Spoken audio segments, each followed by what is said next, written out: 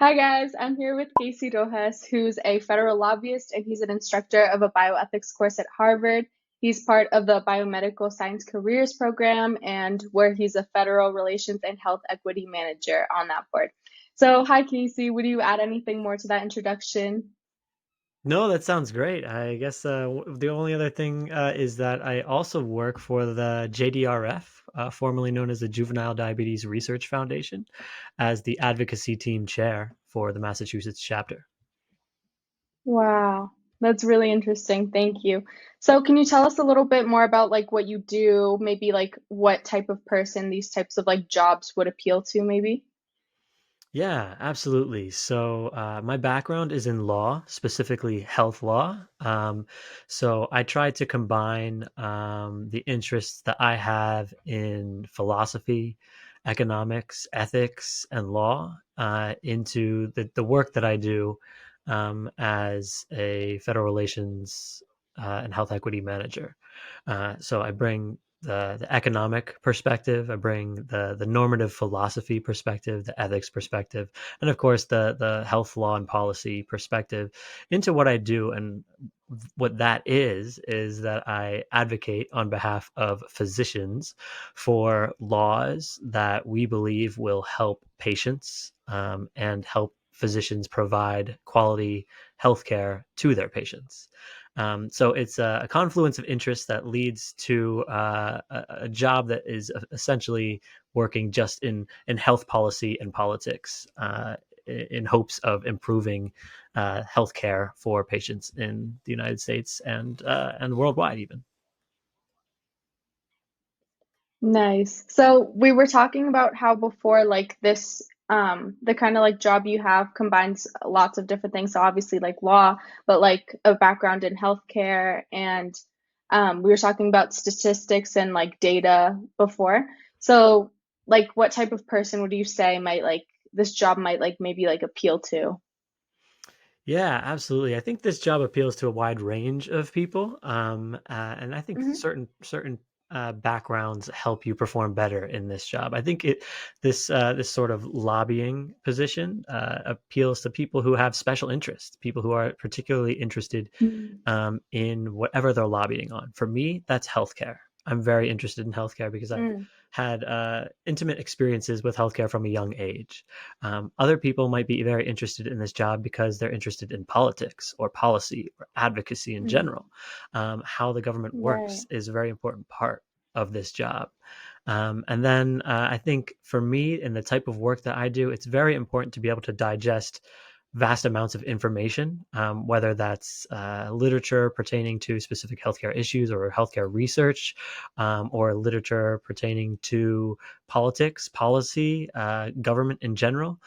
So sometimes it's digesting information so that you can present your side of an issue, your argument on an issue in a way that is convincing and evidence based. It's Of course, they say stats are used for whatever interest you might have, but that's the important part: is being able to show that the evidence and data that supports your argument or your side of a position is objective, right, and is done with good methods. So the scientific method is very important. Data analysis is very important. And then obviously argumentation is very important. So if you're interested in any of those things, I think this sort of lobbying career could well suit you. Yeah, that's so cool because you could have like many different interests, but like someone might think like you can only go into like this. Like maybe I'm interested in healthcare and I'm also interested in law, but you might think you have to pick one or the other, but that's not necessarily is the case, like the case as you've said. So thank you for that. Can you tell me a little bit more about like your journey, how you got started on this like interest in law and healthcare? Yeah, sure. So I think the genesis of all of this dates back to when I was about 12 years old, and I was diagnosed with type 1 diabetes. That was my first experience of realizing how difficult the world can be to navigate for people with different abilities. And of course, diabetes is classified legally as a disability, which of course it is. It affects major activities of my daily life. I cannot eat or consume any carbohydrates without taking insulin. I need external insulin because my body does not produce insulin. I need external insulin just to stay alive on a daily basis. So Mm. at 12 years old, I was diagnosed with a diabetes, a chronic condition that I cannot get rid of, cannot be cured, and can only be managed. And I realized how the healthcare system was there to support people like me, right? And not every country has a healthcare system that can guarantee a quality life for those with type 1 diabetes, but ours could. However, that also came with the obligation to pay for a lot of those supports. Of course, insurance covered a lot Mm. of things, but I still had to pay a lot of money, or my family had to pay a lot of money out of pocket. And we were lucky enough to be Right. able to do that.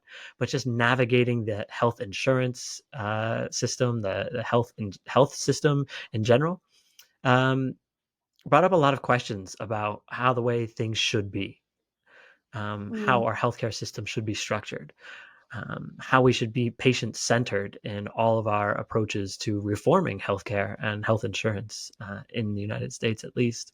And so lots of these questions are legal questions. Lots of these questions are also ethical questions, right? We want to pass law and make law that is the most ethical, most equitable as can be. But sometimes those two things don't always line up.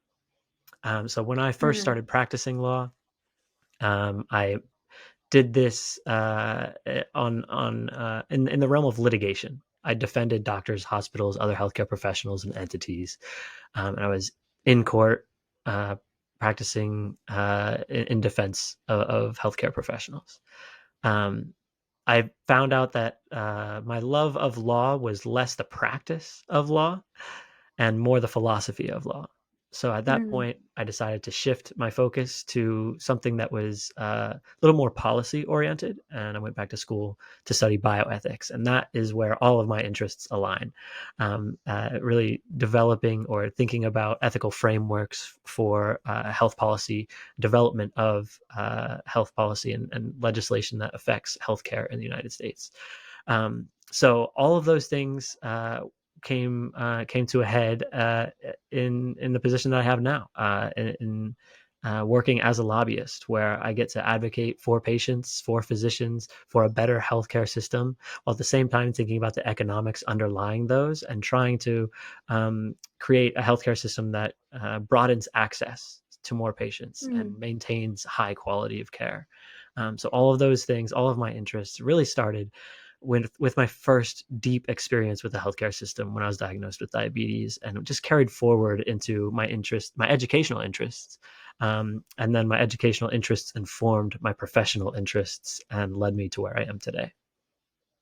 Of course. So you could, yeah, of course, you could say that that kind of like sparked everything. So kind of like linking back to your type 1 diabetes, how would you say maybe that you've overcome certain like challenges or stereotypes like related to that and like maybe like getting into science and into certain fields that, yeah. Yeah, absolutely. So I think you bring up a good point about the stereotypes.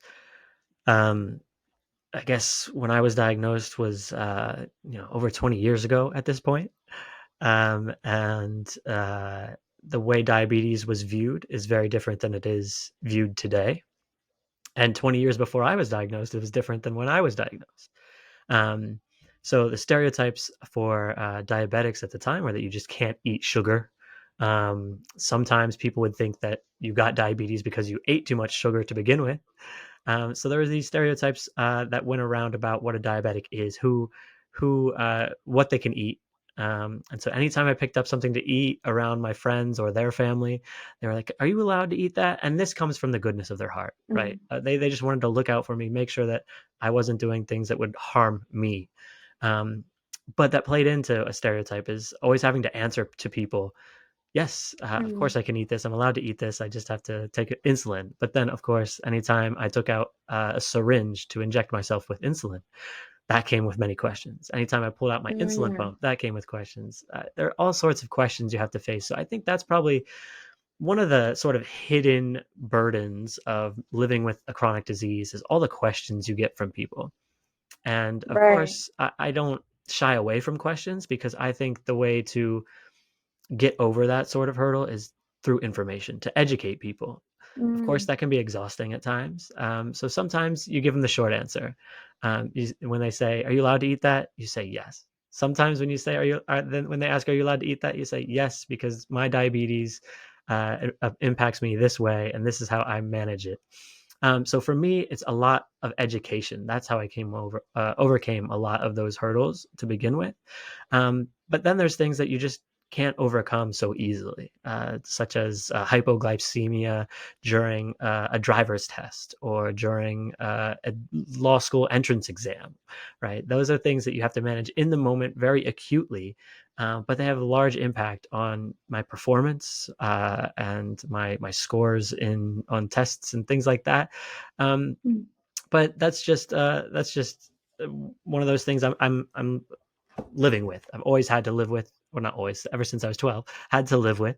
And you learn how to incorporate the management tools that you have in your disposal into your daily life so that when something like that, like hypoglycemia, low blood sugar, happens during a critical moment, you know what to do. And it's just second nature to correcting that issue and moving on.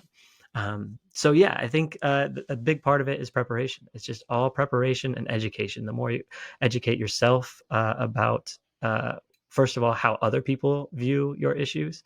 Uh, I don't think of them as issues, I suppose. But if I can know more about why people think I shouldn't eat a certain thing, then I better know how to understand or better know how to respond to them in those situations. And if I better know how to manage my diabetes, then when an issue does arise, I can manage it very quickly. Right. So like you were talking about, it's kind of like about perspective, like because as you said, with your diabetes comes like all these questions and all like this, all of this can, which can be like really annoying and like stereotypical, but also like as you were saying, like you learn, you like educate people and like some good comes out of it. And like, I think, would you say that you've maybe like grown to be like a strong, maybe like a stronger person, or you've like, you obviously you've like learned a lot. You, would you agree with that? Yeah, I think I've definitely learned a lot, and not just a lot about facts of diabetes and facts of what I need to be doing, but about people and about Mm, myself. And I think that's perhaps mm. the most important thing is um, learning about myself and how I can better respond when faced with questions that are based on stereotypes. Right. Thank you. Now, kind of like connecting back to something more like scientific, I just wanted to ask, like, how important would you say field work is kind of related? This can be like related to a lab internship or any kind of sort of like internship in a science field. How important would you say that is? Yeah, so field work is a great opportunity to gain experience. And a lot of times it depends on how much you put into it. What you Mm, get out of it depends on how much you put into it. But sometimes it's just not gonna. It might not be beneficial for you in one way, in the way that you perhaps intend it to be going into it.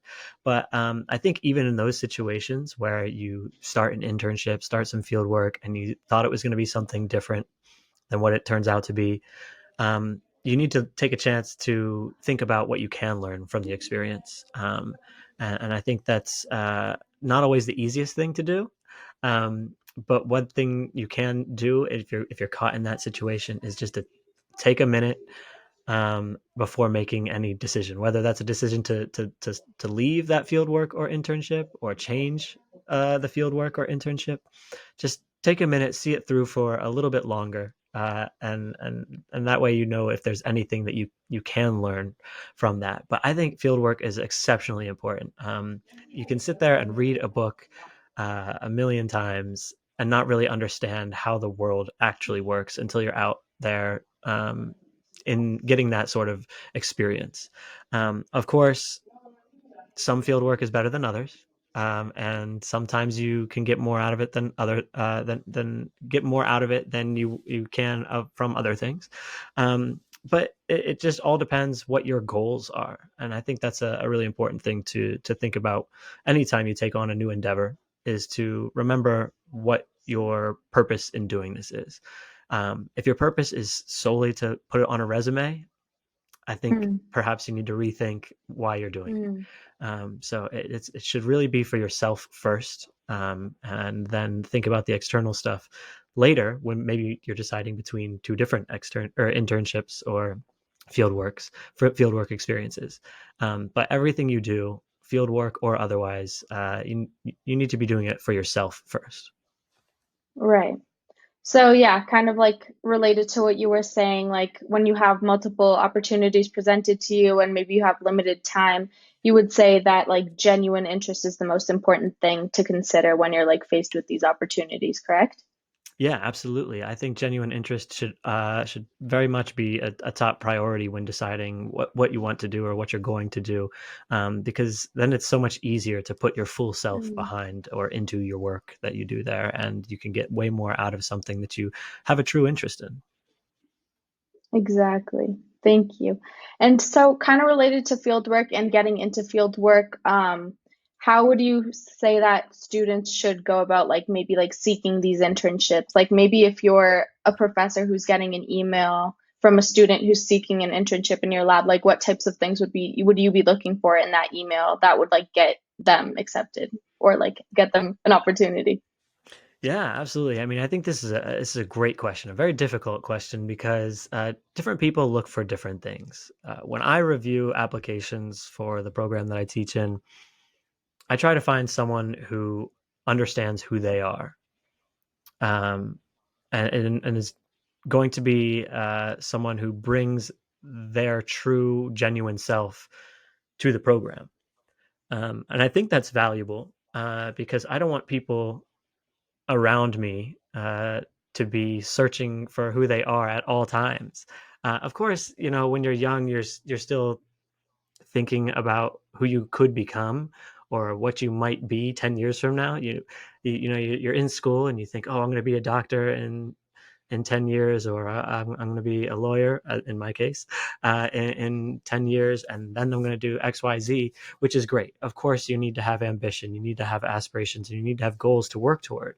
But at the same time, it's very important not to lose sight of who you are so that you can be the best doctor, lawyer, astronaut, police officer, whoever it is. Um, and I think that that is very important to come through in an application, is that someone who understands their journey to where they are now and has a plan for their future and understands how whatever they're applying for is going to contribute to their trajectory, while at the same time they understand what they can offer to the program, to the school, or to whatever it is. Because I think a lot of times when I evaluate applications, I think of this as a two-way road. Of course, our program can offer great education, but I want to know what each student brings to the table as well. And so that's why I think you really need to be yourself in your Mm, applications, because mhm, I'll tell you what, you look at a lot of these applications, you get straight A's, you get all the same extracurriculars, you get a few publications. A lot of them mhm, start to blend together.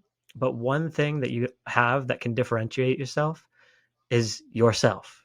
And I think that's one of the mm, things I always tell my students is the easiest way to make yourself stand out is to be yourself.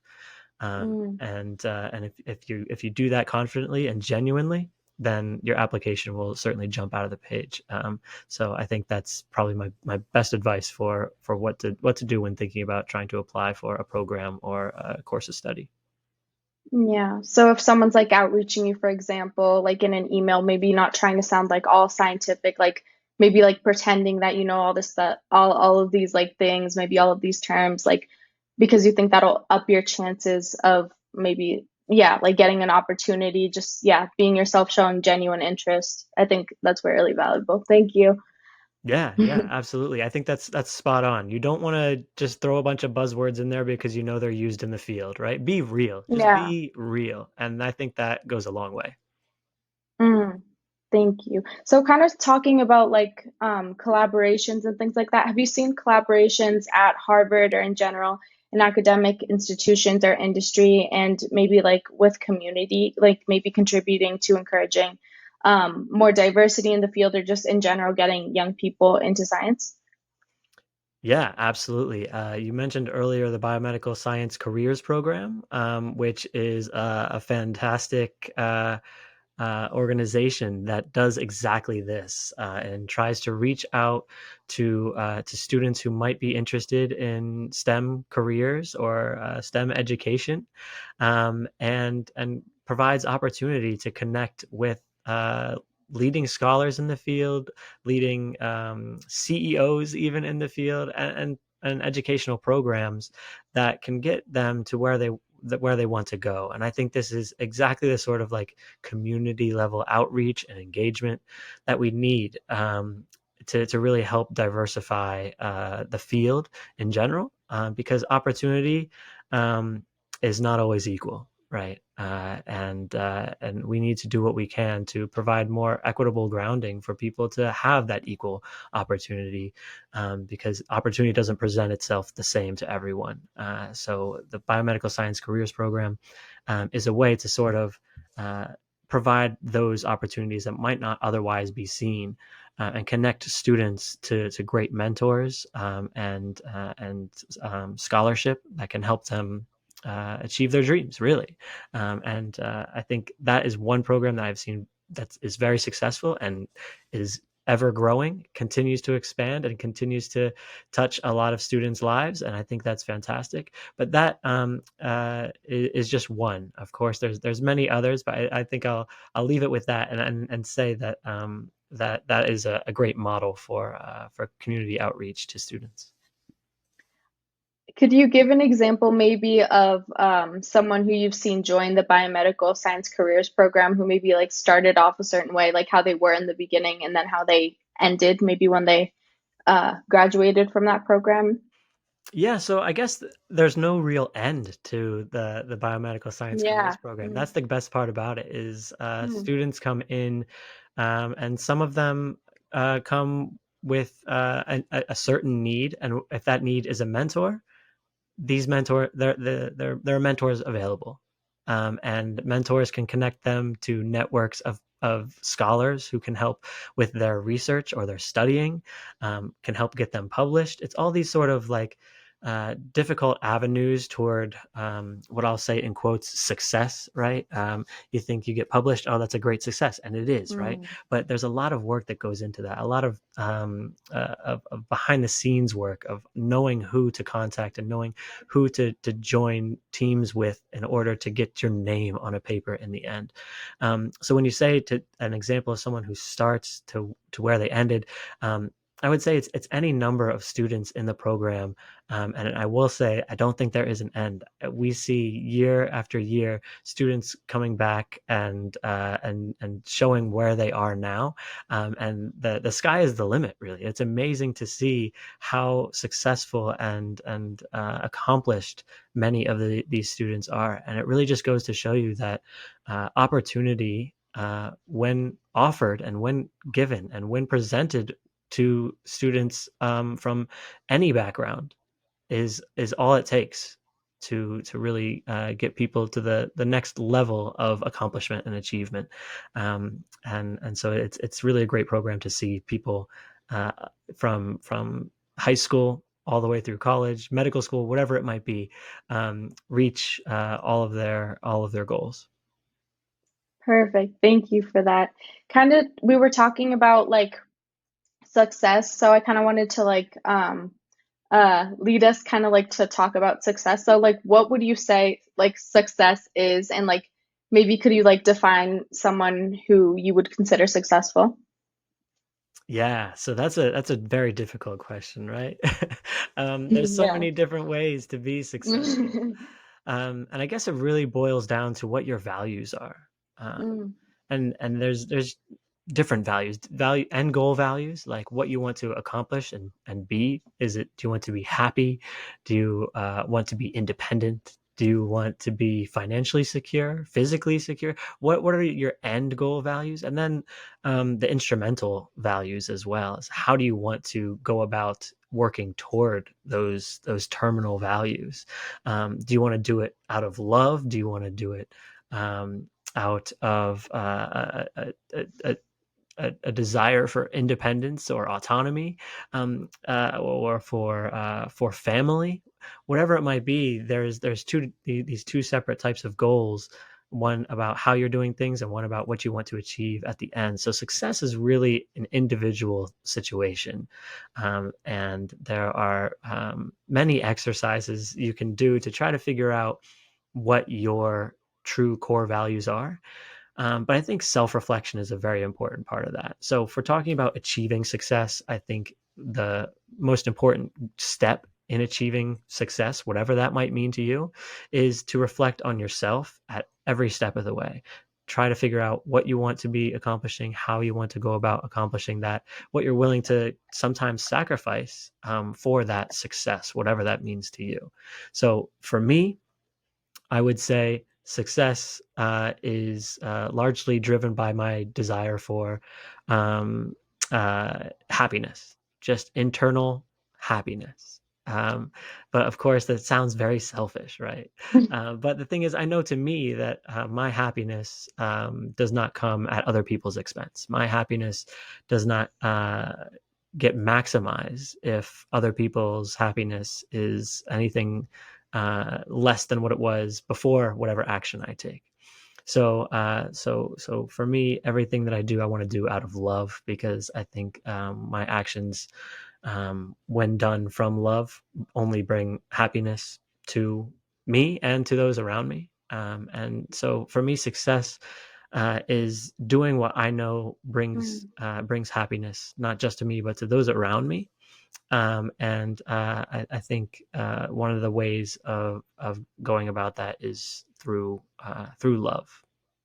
Right. And if you have those intentions, I kind of feel like there's really no way that you can lose. Like, for example, like in the biomedical, like science careers program, someone might think like, oh, like success in this program would be like getting my name on a paper. But like, for example, even if you come out of that program and maybe you don't have your name on that paper, you would have still like learned valuable skills, maybe like of networking and things like that, right? So that's kind of like comparing those like two perspectives of like what success is, but like it's important to know that success isn't just like what everyone thinks of, you know? Yeah, I think that's a fantastic point. Success isn't making hundreds of thousands of dollars and driving a very fancy car and wearing brand name clothing. Like, sure, that can be success, right? That is sometimes a proxy for success. But that in itself is certainly not success. And I mean, we're in this holiday season where you'll see a million movies out there about people who have achieved that success, right? That stereotype of success, but don't have that internal harmony, and have isolated themselves in many ways. And Mm, I think this is the perfect message for this time of year. And it really sounds cheesy, but that is true. It is absolutely true that I think success can only be defined by yourself and your own goals. And I think figuring out the way that society shapes how you understand success is an important part of maturing and understanding mm. oneself. Thank you. So kind of like rooting us with like something else. So what strategies or habits did you develop early on, do you think, to help you like succeed professionally and academically? I think the most important thing is being able to ask questions. Um, Mm, and not always questions that are just about information, but questions about uh,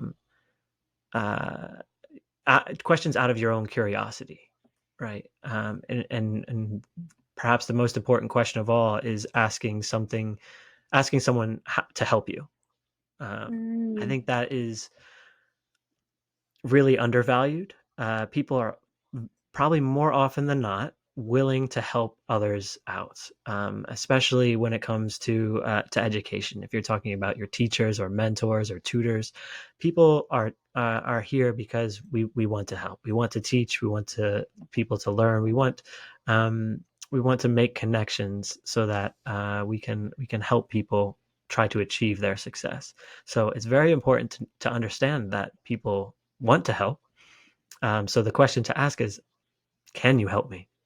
And it's a hard question because lots of times you're out here, you're trying to achieve, and in at least where I'm from, you're told you can do that independently, right? That your life is what you make it, right? That's what we hear a lot of times, and so it feels like lots of times the pressure is on you and only you to succeed, and only you are the one who can make your life a success.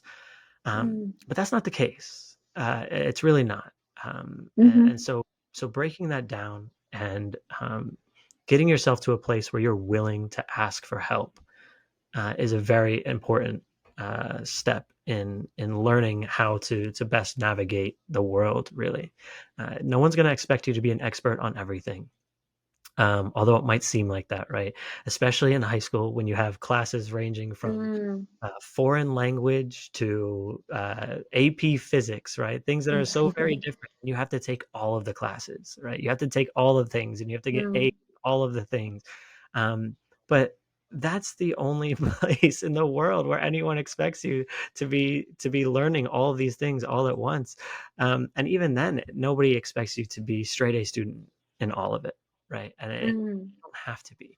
But what you have to do is be able to identify situations or aspects that you need help on, um, and that comes from understanding yourself. Again, this kind of goes back to how you have to know who you are and how you're progressing through life in order to be able to say, I need help with X, Y, or Z.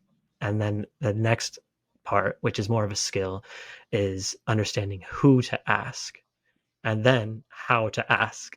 So there's kind of three steps in this asking for help, right? But the very first part is understanding that it's okay to ask for help, and it's very important to as well. Mhm. Thank you. I think that's really important. So, kind of stemming to something not related at all.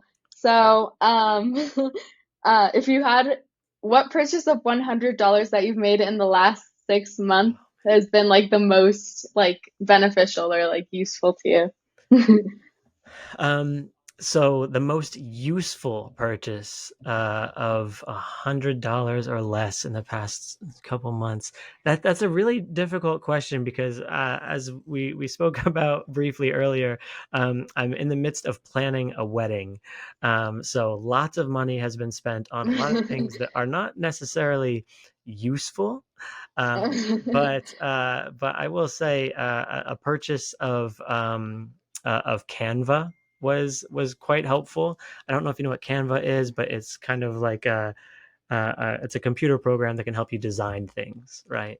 And for Mhm. me, it's designing, say, seating charts or invitations, um, or any number of things that a wedding requires. And also, it's very helpful for school as well. If you're ever Mhm. designing posters, I direct a lot of my students to Canva. To study or to produce their year end posters for their projects. So as far as utility goes, I think Canva has gone a long way in the past couple months, and has been a pretty minimal expense. So I would highly recommend that if you're ever trying to design a sign or an invitation or anything of the sort. Perfect. Thank you. And also something kind of like not related, but I'm gonna ask it anyway. So you mentioned to me before that when you were like taking a break from law, you traveled to Europe. So you traveled around Europe. So what do you say is like the craziest or maybe like best experience you had traveling around Europe? Yeah, so craziest and best can sometimes align, but I don't think they align in this instance. I'll start with the craziest. I think was I landed in Barcelona and Hmm. in Spain, and realized I had forgot to book a hotel or a room or an Airbnb or anything. and I didn't land until pretty late. It was probably like 6 p.m. or so local time, and I had to find somewhere to sleep. And so I ended up staying on a boat that night, and the owner of the boat ended up being a great friend. He fed me dinner and he took me out on a bike and we rode bikes around Barcelona at probably, I don't know, 11 p.m. or so, which I don't know if you've ever been there.